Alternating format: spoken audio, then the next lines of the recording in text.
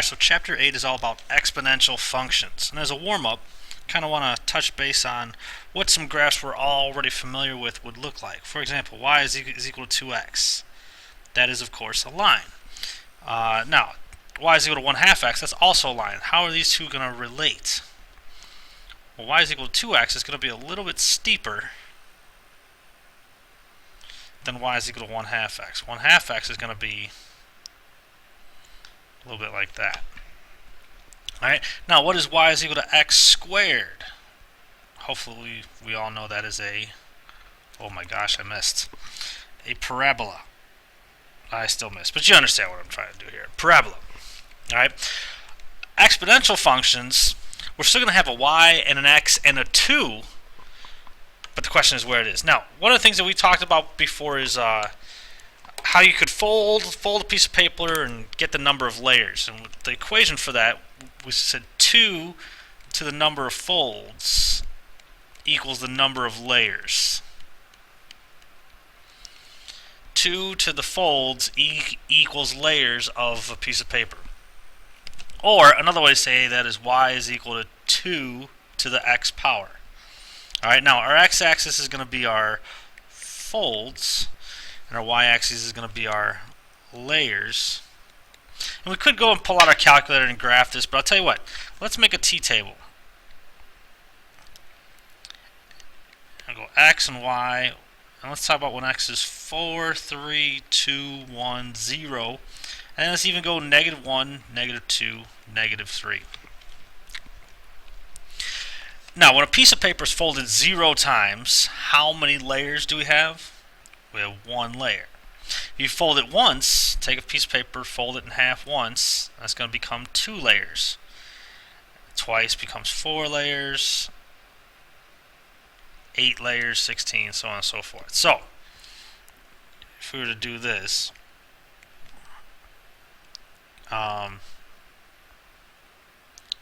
1, 2, 3, 4, 5, 6, 7, 8. So 0 layers would give us 1, or 0 folds would give us 1 layer. 1 fold would give us 2 layers. 2 folds give us 4. 3 becomes 8. 4, whoa, 16 is like way up here. Then follow this pattern: 16, 8, 4, 2, 1. What would be next? 1/2, 1/4, and 1/8. So we go to 1/2, 1/4, and 1/8. So if you look at this graph, this goes up very quickly, like a parabola. However, the left side of this approaches an asymptote. What would be the asymptote? The asymptote would be y is equal to 0. It's going to get closer and closer to 0. Half of an eighth is a 16th, 1/32, so on and so forth. So y is equal to 2x is a line, y is equal to x squared is a parabola, but y is equal to 2 to the power of x looks like a very different graph still. Alright, so in addition to folding paper, exponential functions can be modeled in real-world scenarios. And this is a formula that's going to be important. y is equal to a 1 plus r to the t power, where a is the initial amount, r is the rate. Now here's the thing about rate. Make sure you write it as a decimal. Alright, so for example, 27% is the same thing as 0.27. Alright, we want the decimal. And t is time. Now time can be whatever units that they say. Whatever the given units are. It could be seconds, it could be years, it could be minutes, it could be hours.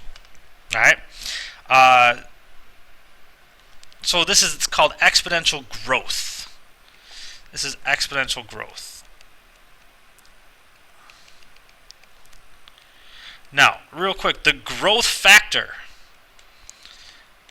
The growth factor is the 1 plus r.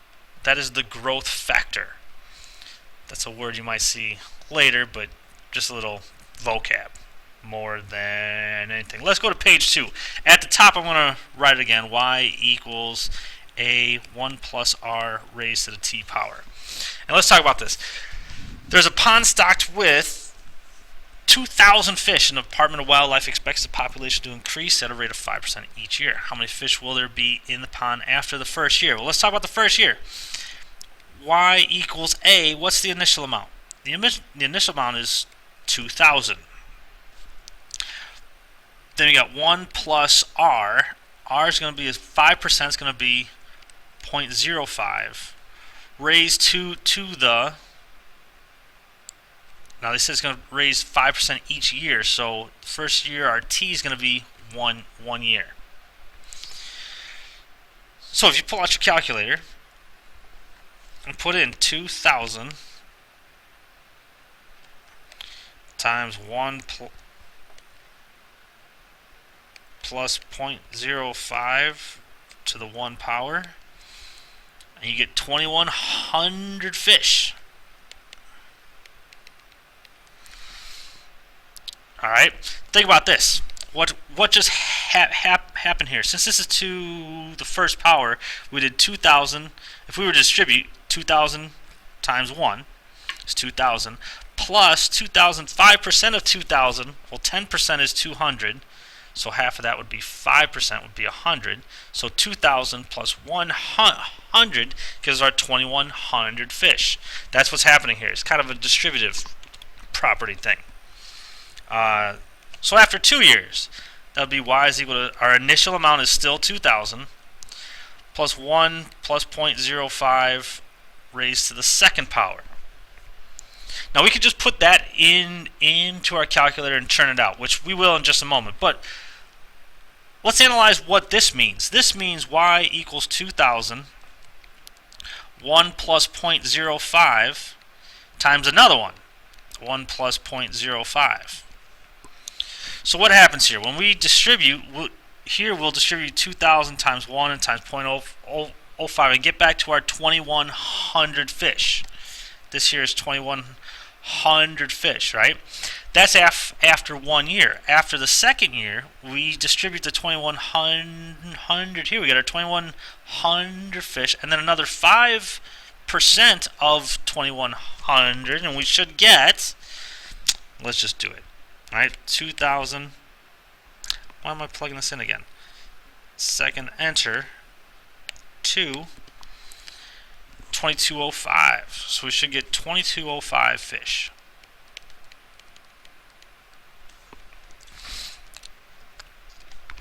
And after 3 years, y equals 2,000, 1 plus 0.05 raised to the third. And again, what does this mean? Y equals 2,000, 1 plus 0.05, 1 plus 0.05, and 1 plus 0.05.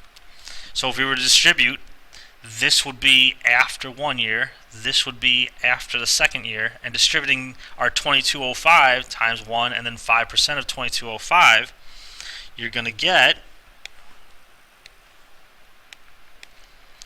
2315.25 fish. Now here's the thing. Whenever we're rounding with something like this, I like to employ the gross factor.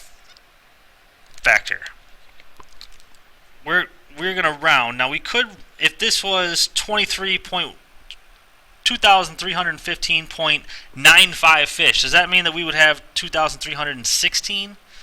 No, because we're talking about the gross factor. If you have to chop up something that we normally would not want to chop up, we don't count it. So we're going to round down is what's going to happen here. So this is going to be 2,315 fish. Like I said, even if this was 0.95 fish, we're going to round down. All right. Think about if this were puppies, and we had 27.5 puppies. Are you going to chop a puppy in half? No, that's very sad. That's gross. Don't do that. Puppies are cute. Leave them cute. Don't chop them in half. They're not cute anymore. All right. So always round down when needed. Round down. Now, some things you can chop up. If it was like, if we were solving for time, we can have 0.5 hours. There's times where it's okay to keep the rounded value. Use your best judgment. Y'all are smart kids. Oh yeah, by the way, why does this formula work? Like I said, I think it revolves around the distributive property.